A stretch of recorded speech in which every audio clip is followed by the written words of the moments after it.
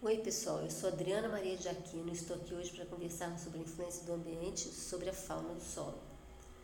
Então, considerando que no ambiente do solo a maior parte dos organismos que lá vivem são decompositores, então hoje eu vou focar a atenção no aporte e na qualidade da matéria orgânica no solo e sua interação com essa cadeia trófica dos decompositores, ok? Então a gente tem aqui, no topo dessa cadeia, a matéria orgânica, né? Está associada a esses micro-organismos aí, que é bactérias e fungos. São os decompositores primários, certo? Em seguida a isso, a gente tem a fauna, tem a fauna fungívora, que vai se alimentar desses fungos, e a fauna bacterívola, né? Fauna fungívora, a gente pode ter exemplo aí, colêmbora, ácaro e nematóides, e a bacterívola, nematóides e protozoários, né? Então, o que acontece, por exemplo, quando você está arando e gradeando esse solo? Quando você está arando e gradeando esse solo, os implementos rompem a hifa do fungo e aí predomina a bactéria. Então, vai predominar o quê? A fauna bacterívola. Consequentemente, toda a cadeia trófica vai ser voltada para os bacterívoros, né? Num plantio direto, por exemplo, você não usa esses implementos, a probabilidade de você ter uma fauna fungívora e bacterívola é maior, né? Vai depender também da qualidade depois, mas tudo bem. Associada a esses micro-organismos, bactérias e fungos, e associada aos micro-organismos, bactérias, fungos e aos seus microartrópodes que eu falei anteriormente, a gente tem então, associado também a matéria orgânica, a bactéria, fungos e aos microartrópodes que eu falei antes, a gente tem a macrofauna, né? Macrofauna também é fundamental na fragmentação dessa matéria orgânica, né? Então é a cadeia. No topo da cadeia a gente tem os predadores, né? Os predadores é que vão regular então todos esses organismos aí para que eles não tenham mais nem menos, né?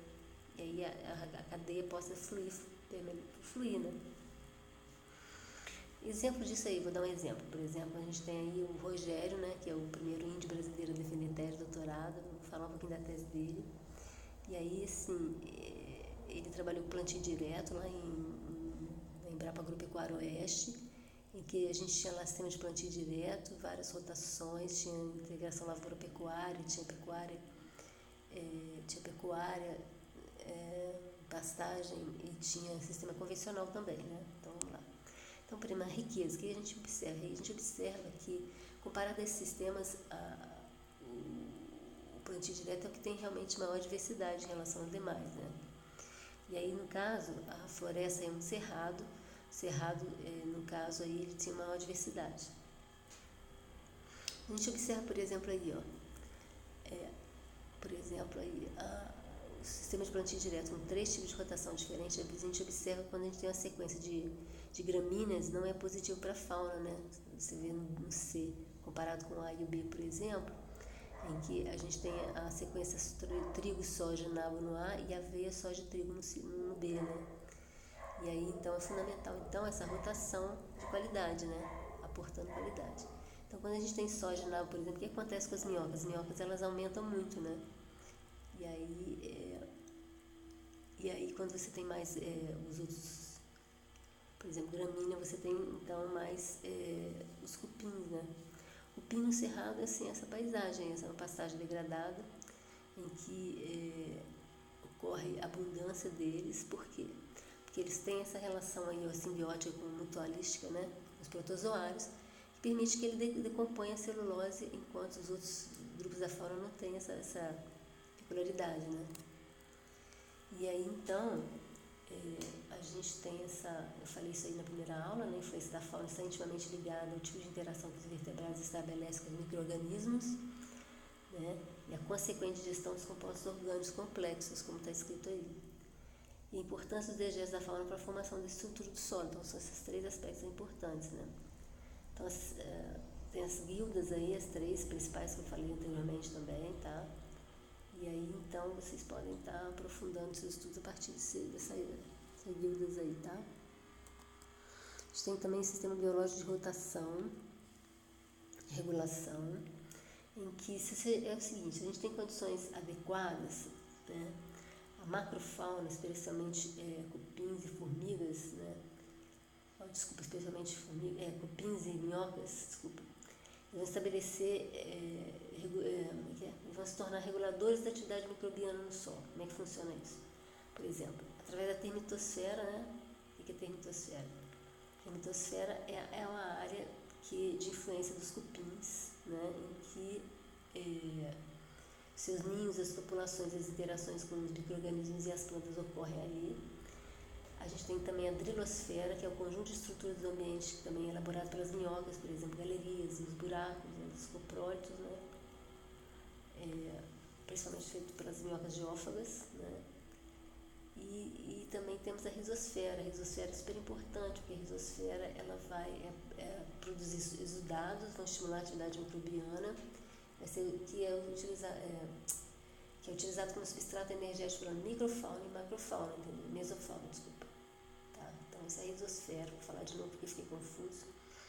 Risosfera, cuja produção de exudados estimula a intensa atividade microbiana, que é utilizado como substrato energético pela microfauna e mesofauna. Tá? Então, é isso que nós temos aí. Então, é bem interessante que eu vou mostrar a seguir, mostrando a influência da drilosfera no crescimento de plantas, por exemplo, né? Nós temos aí uma espécie de minhoca, né? De cupins. Os cupins são com os coprólitos dentro da galeria. Então tem a galeria, tem os coprólitos, e aí tem os seus nutrientes que influenciam o desenvolvimento da raiz, né? Você pode ver que tem uma parte lá que tem radicelas crescendo dentro do coprólito da raiz, né? Tem radicelas colonizando o coprólito das minhocas, né?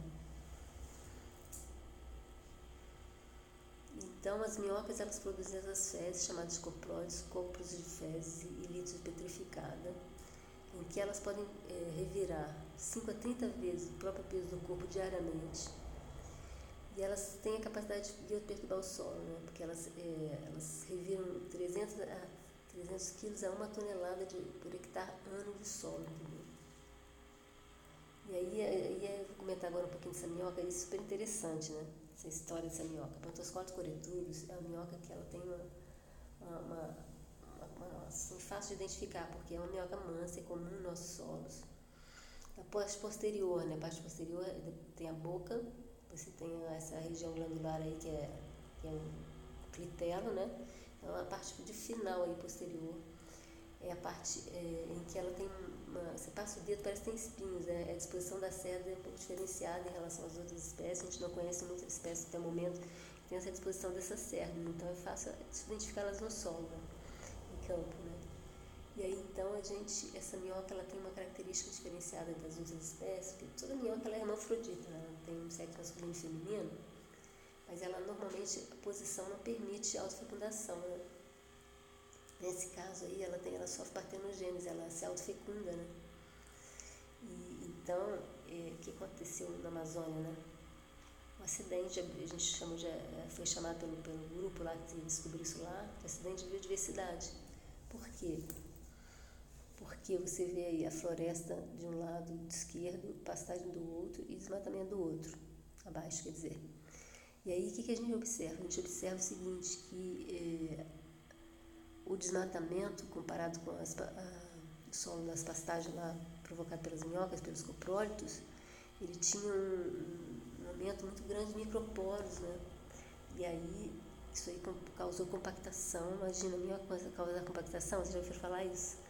Ela provocou a compactação porque ela eliminou os outros grupos da fauna, né? E aí, a gente encontrava cerca de 620 metros quadrados, é muita coisa de bicho, né? E aí ela produziu 100 toneladas por hectare de coprólitos, é muita coisa. Então, assim, a gente pode observar aí, tá vendo? Olha só, 5 centímetros de coprólitos, e aí provocou o quê? Impermeabilização do solo e degradação da pastagem. Tá? E aí eu vou te fazer a seguinte pergunta: qual é a solução para isso?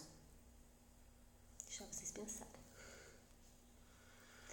Agora eu vou apresentar um trabalho da Tayana, foi um trabalho de mestrado dela, que foi feito no estado do Rio, em Nova Friburgo, em que a preocupação nossa era com herbicida, né? Porque além do plantio direto tem a questão da aporte de matéria orgânica, da qualidade da matéria orgânica, mas também tem o uso de herbicida, que aumenta muito quando você tem plantio direto, né? Embora você tenha até uma máquina chamada de Triton, né? Conhecida como Triton, que é a marca, se não me engano, e que é Ela é uma trituradora, máquina trituradora, que ela pode fazer esse serviço ao invés de você usar herbicida, né? E aí é super interessante isso, né? Mas enfim, herbicida, vou fazer aí a primeira avaliação da armadilha, Pitfall Traps, em que a gente mostra aí que a abundância reduziu muito, né? Com herbicida, você tem o consórcio de aveia e tremoço no primeiro, aveia no segundo, tremoço no terceiro e vegetação espontânea aí no quarto. Em todos os casos, a abundância reduziu muito com herbicida, comparado com a roçada. Aí depois a gente avaliou também a macrofauna, que a gente encontrou da mesma forma. Nossa, eu acho que o círculo saiu do lugar, mas aí eu queria mostrar para vocês ali no tremoço, que é o T, em que você tinha 10, desconfigurou bastante, em que eu tinha 10, o grupo de 10 da macrofauna ali, da riqueza, né? Com herbicida com tremoço, e 20 quando eu rocei. Quer dizer, diminuir 10 grupos é muita coisa, né? E aí, isso aí, a riqueza, tá vendo? O círculo verde subiu, desce um pouquinho o círculo verde, já tem 10 e 20. 10 no roçado e 20 10 no herbicida e 20 no roçado. Né? O que significa que diminuir 10 grupos é muita coisa. E eu tive uma de redução também de 10 vezes o número de indivíduos aí por metro quadrado quando eu usei herbicida no tremoço. É interessante porque os outros não foi tão sentido, mas o tremoço foi muito, né? Esse trabalho agora que eu vou apresentar é da Sandra. Desculpa. A Sandra fez essa avaliação no Piauí, em que ela tinha um sistema agora agroflorestal, né, que é bem interessante também. O sistema agroflorestal acho que é mais interessante até do que plantio direto. E aí ela avaliou também um sistema ecológico com 3 anos de plantação, um sistema florestal com 6, outro com 10 anos, né? E avaliou a agricultura com corte químico, que é comum na região, e floresta natural. Você observa que esse índice de chama da floresta natural foi bem baixo, né? O que significa isso? Significa que é uma floresta, uma caatinga, né? Que predomínio das plantas, né? Causa muita acidez no solo, né? E aí a gente então teve uma redução bem grande da fauna, né? Aliás, teve um aumento da fauna, né? Quando você usa os sistemas agroflorestais. Interessantíssimo. Sistema ecológico também, né? Acho que está bem interessante esse dado. E aí a gente usou multivariado, eu não falei nada de vocês para isso não, mas a gente usou multivariado aqui. Eu vou apresentar só para vocês terem uma ideia de como é que a gente pode estar interpretando esses resultados. Por exemplo, essa coinércia, né?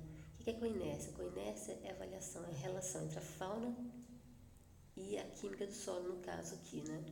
É interessante usar isso porque me dá um nível de significância, então é uma coisa mais fácil a gente até publicar esses resultados, né? A gente publicou isso na PAP. Então aí, o que a gente observa aí? A gente observa que nesse agrupamento aí, em relação à característica da química do solo,